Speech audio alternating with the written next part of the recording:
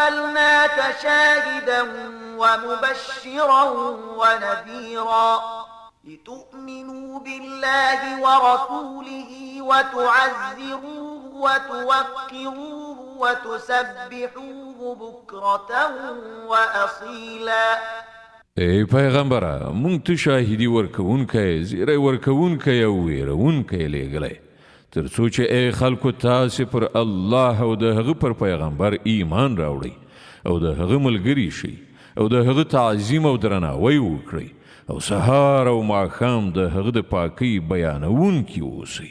إن الذين يبايعونك إنما يبايعون الله يد الله فوق أيديهم فمن نكث فإنما ينكث على نفسه ومن أوفى بما عاهد عليه الله فسيؤتيه أجرا عظيما.